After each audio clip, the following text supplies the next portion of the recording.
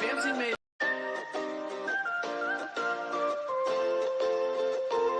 100. Fancy made it big, Yeah. They talking this and that, but it's easy calling that bluff. They want that gimme, gimme, gimme, but this isn't ABBA. I show up looking dapper, my mama's favorite rapper. She taught me never let a moment pass you, so I just run away, and I never look back. I hope it's what I'm hoping for.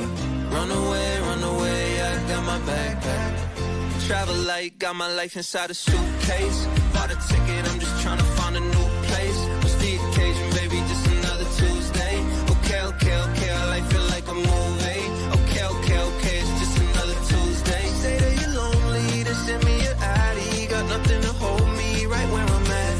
So come and hit closely, want you to be happy. You're tired of roaming right off the mat. 1, 2, 3, 4. She said I'm overzealous, she said I'm all but jealous. I probably would've said the same thing looking back.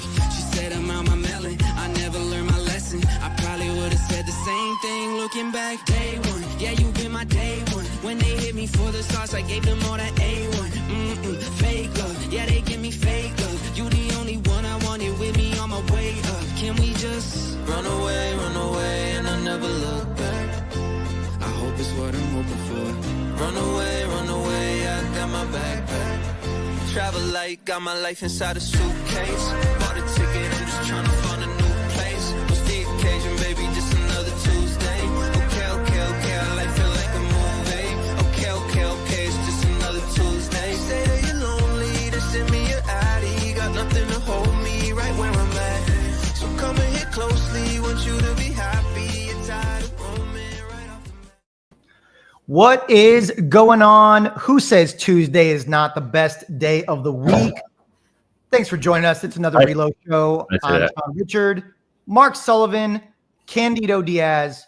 What the heck is up, fellas? What is up? What is up? Living the dream over here. Fellas, happy International Men's Day. International Men's Day. Excellent. Yes. I'm not very international, but I'll take it. Who sets international days? Is who decides on the international? Like, did we sync up with like Japan and do that? Or was it yesterday for them? I've got a lot of questions. Yeah, too should many ask to them answer something. on today's show, Mark. So we're gonna save that for another episode. Next week. It is. Got it. It's an exciting day, guys. Like I'm in a sweater. Like it's sweater weather here in Texas.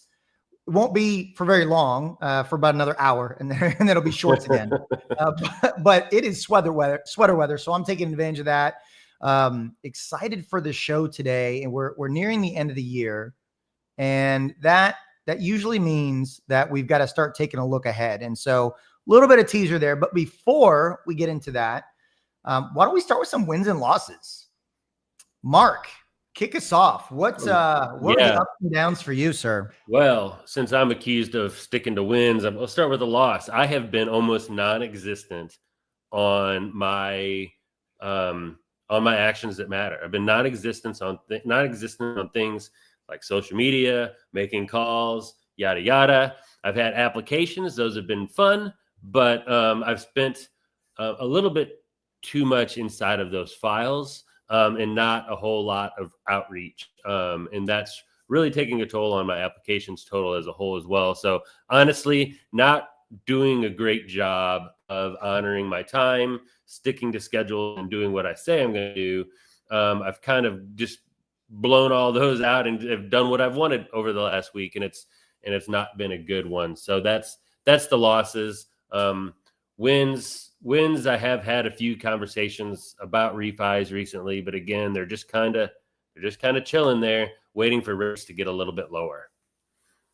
Gotcha. You got to work on those yada yadas. Definitely a big part of your business. Mm-hmm. I was thinking the same thing.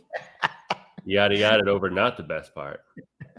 Candido, man, tell us what's up. Yeah. So losses, I would say applications are down, right? Just gotta keep on keeping on. Can't let those yada yadas keep me down. But I will say I had a couple of pretty good wins this week. So I did an open house and it wasn't the greatest attended, but met another agent. He showed up towards the end, and he ended up being, knowing and being friendly with my dad. So hopefully a new relationship was able to start from there. Another very quick win that I had, because I know how people just say, I don't know what to post on social media. I did this on purpose. Yesterday, I noticed the Sean Richard had a post, and it was really well written. And what I did was I actually swiped that, did a video that took me about, I don't know, 45 seconds to film, and I just posted it right as we came on. So I think that's a pretty good win, because you know what? It really didn't have to try too hard, but steal like an artist and make it your own. Yes. The moral of the story, steal from Sean Richard. That's it. And create content. I love it. Easy. I love it. Just got to turn those yada yadas into some bada bings. That's all. That's all. There we you gotta go. There you go. All right. Where to begin? Losses. I've got a laundry list, but I'm only going to pick one today. So let's go with the one of the bigger losses from this past week is on Friday, kind of towards the end of the day, always the best time to get bad news, is I got an email letting me know that one of the loans that I did in August, the loan was paid off. And I'm like, oh my gosh, like that's not good, because that's an EPO, right? They're going to pull my commission back for me. And I'm like, oh man, I was like, my first thought in my head was, did this client refinance and they didn't even like reach out to me? Like, what's going on? This was just August that we closed the loan. And so I kind of simmered down a little bit. I was frustrated. And then so I texted the client. I was like, hey, is everything okay? I got a notification today that you paid off your loan. Did you refinance? Come to find out, a month after we closed, she lost her job and was worried that she wasn't going to be able to get another job right away, and made a decision to sell the home. Now, ultimately, she's got to do what's right for her, and that makes total sense. Unfortunate that happened within that 6-month window, turned into an EPO. So that was a downside. Last week, that was my loss, but I got to bounce back from that. Took me a few hours to kind of mentally shake it off, but bounced back pretty well, I would say, so far. My win, man, I'm going to go with this morning. So right before the show today, I had a networking group meeting that I do every Tuesday from 8:45 to 9:45 Central Time here. And today was my day to do a training for the group. Every couple of weeks, somebody in the group does a training. And so I did a training for the group. About 20 members showed up today. And I did a training on taking control of your day and your time. And the real win was I felt that it went really well, but after the training was over, I had 5 or 6 people come up to me and just say, hey, Sean, that was really, really good. That was awesome. I really appreciate it. It helped out a ton. And so that felt great in a room full of business owners, not just real estate agents, and my peers just out there, entrepreneurs that are trying to work on their business, and it was relevant to them. So that was a huge win for me this morning. Right on. Good job. That's awesome. Yeah. Good work. All right. So guys, it's November. We got segue, huh? I know, right? We've got Thanksgiving coming up. It's holiday season. It's real easy to kind of rest on our laurels and sit back and just kind of let the holidays go by. And then, January 2nd rolls around and we're like, okay, let's get to work. And today we're going to talk about why now is such a critical time to refocus, plan, and prioritize for success next year. So we're going to talk about dialing in the details, the importance of business planning. And then, Candido, why don't you, we can't really look ahead and without looking in the, if we haven't taken the opportunity to kind of look back. So why don't you expand upon that? Tell us a little bit about what your thoughts are on when it comes to business planning and setting ourselves up for success going into 2025. Yeah, I mean, you said it right there. Basically, you got to take a look in the mirror, take a look at, how was your 2024? Good, bad, indifferent. Well, Ugly. you, Good, bad, ugly. hey, it was 2024. So, what you want to do really is it's important to realize, okay, this is where you are, and regardless of where the market is, this is where you are right now, right? What were the actions that you took to get you where you are today?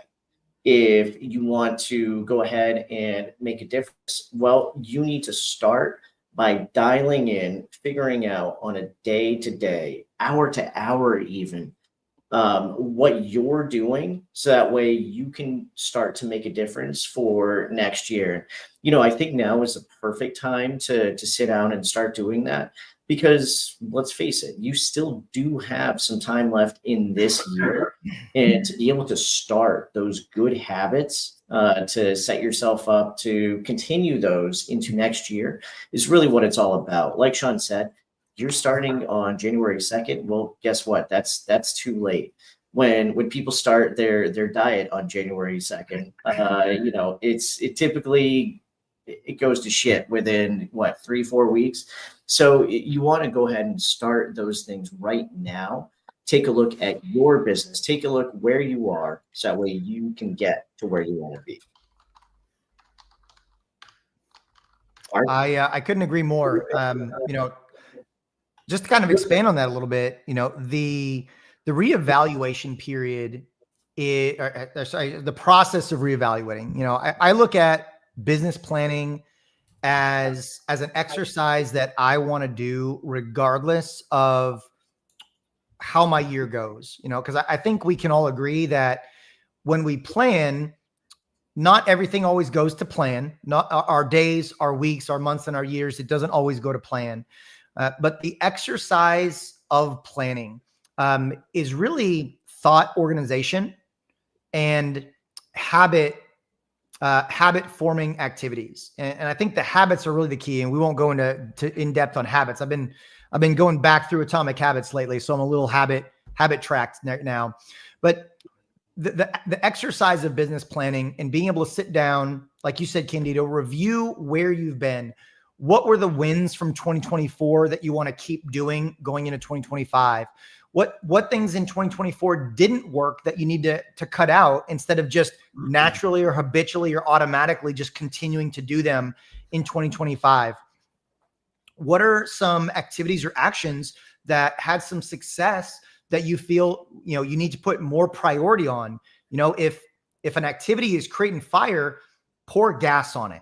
Right. So what are some activities that fall into that category? So the review process is critical because it allows you to really understand what's working, what's not working, and what changes do I want to make. So the exercise of understanding that is not only applicable to our businesses, but I think it's applicable to all of our lives as well. Right. We can review our marriage on a regular basis, our personal lives, our eating habits, our health habits, things like that. What's working, what's not. So going through that exercise, I think, is really important.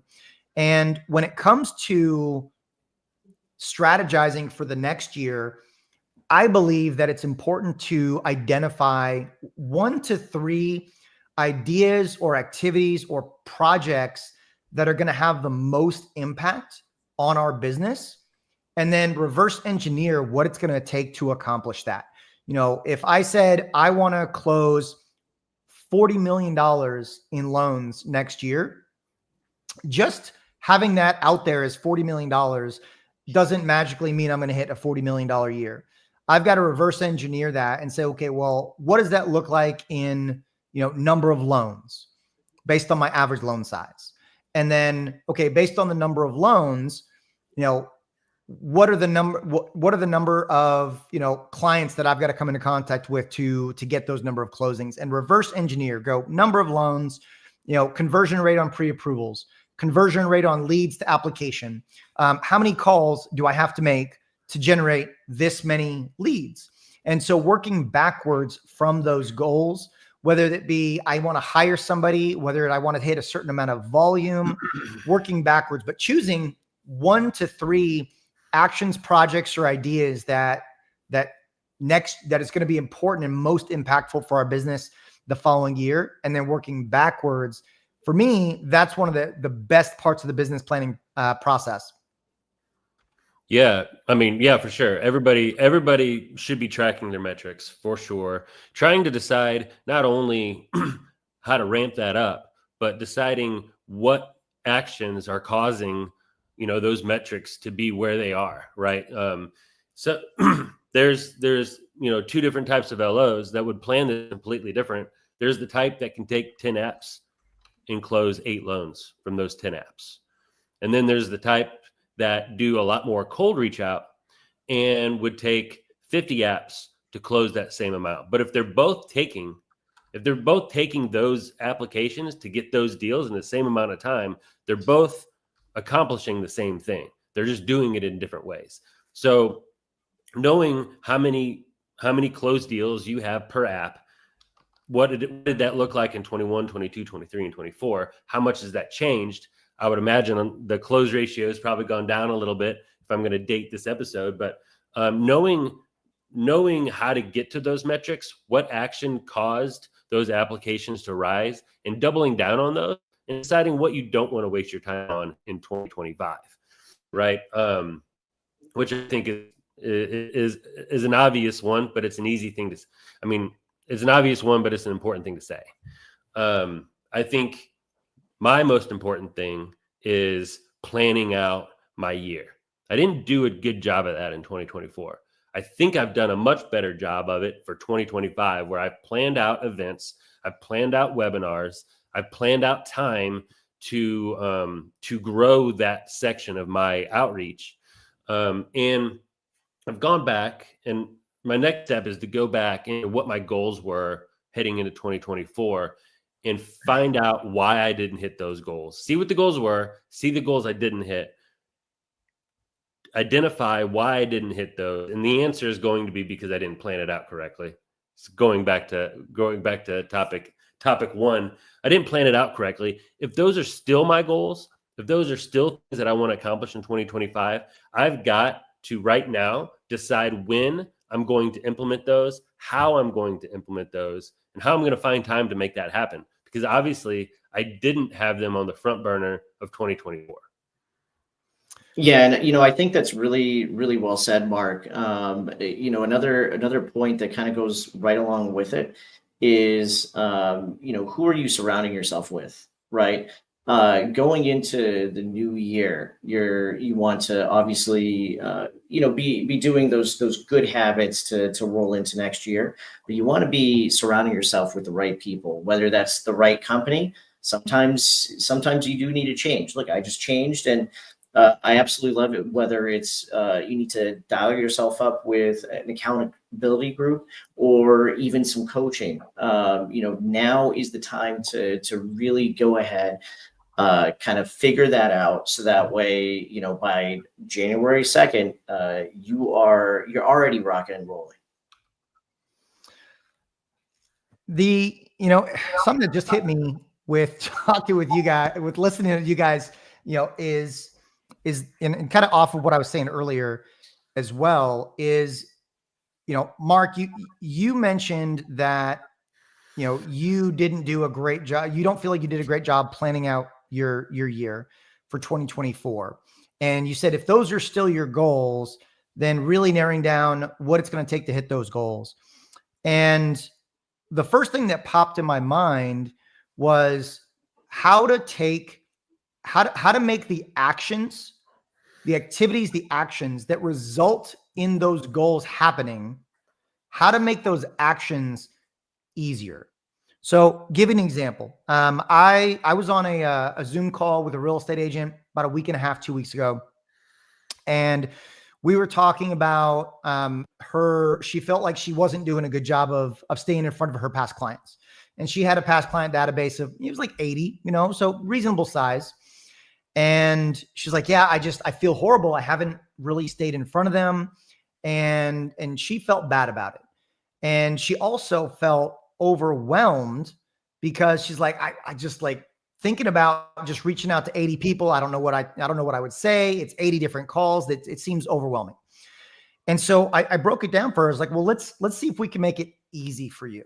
I said 80 clients over the course of a 52-week year is what, 1.5, a little bit more than 1.5 a week. So I said to her, I said, okay, what if you called 2 clients a week? 2. You made 2 phone calls once a week, every single week. And she's like, that seems easy enough. I was like, how long would it take you? She's like, I don't know, 10, 15 minutes if we talk a lot. And that was exactly it. We took this overwhelming, or what she felt was an overwhelming detail of her business that she wanted to work on. And we broke it down into a simple, easy, repeatable action that she can take. And then we worked on, okay, some scripting. Hey, what do I say? So we worked on that with her. But taking your action items, your goals, and breaking them down to easy steps. If doing more social media is a big goal for 2025, great. Break that down into, okay, well, I'm going to research content for an hour once a week and just zone out and just do nothing but research content for that hour. And then cool, I'm going to record 1 hour once a week.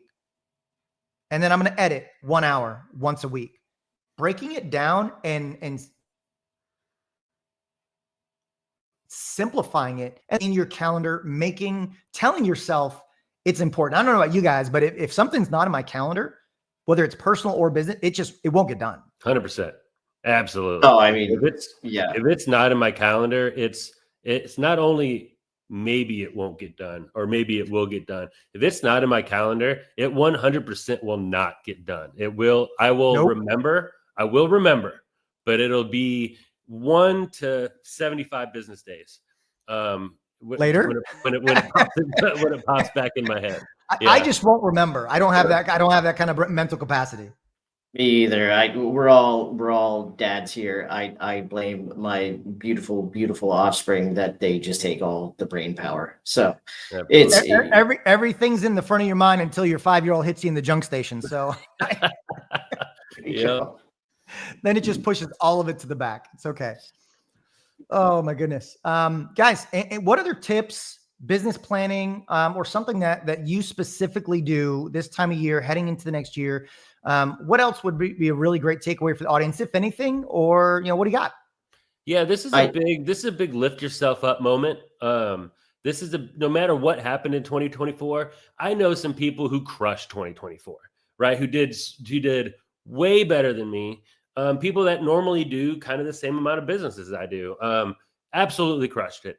If you're one of those people, awesome. Probably do the same stuff in 2025 as you did in 2024. You obviously have a good head on your shoulders and you did what you were supposed to do. For a lot of us who didn't hit anywhere near the goals that we have for 2024, be better. It's all about analyzing yourself, stop blaming the market, do things more intentionally, do things more efficiently and effectively, and figure out what it is that you need to get done to get your goals achieved, or at least get closer to your goals than you did in 2024. Planning is really the only way to go about it. If you're just throwing something at the wall, you're going to have a repeat of what you had this year. Or worse. Or intentionality is the key. But Candido, go ahead. I know you got some comments on that. Yeah, no. So I think that's a fantastic point. And, even if you, let's say, did hit all your goals as far as, units or a certain dollar amount, well, did you hit all your goals as far as a time management perspective go? So, I think there's always things that we can tweak to try, just like Mark said, to really make things more efficient. It doesn't always have to be about dollars and cents. It could be about, okay, if I do this, it's going to save me, 30, 40, an hour a week. That all adds up. So, it's all about trying to figure out those little improvements, to take those big steps. I agree. Guys, I think we've made it exceptionally good points on the importance of planning. This is the time of year to do it. Going into the fall, our industry historically slows down, but we don't have to, right? Like we can double down on our processes, on our systems, on our activities. And it starts with planning. So that way we can hit 2025. We can hit the ground running next year. So Mark Candido, man, as always, I love catching up with you guys on Tuesdays. This was episode 50. Episode 52 is our next episode. 1 year. I don't know. We might have to do something special. All right. Everyone tuned in, whether you're watching us live or the replay, thank you so much for tuning into the Reload Show. For Mark Candido, myself, have an incredible rest of your week.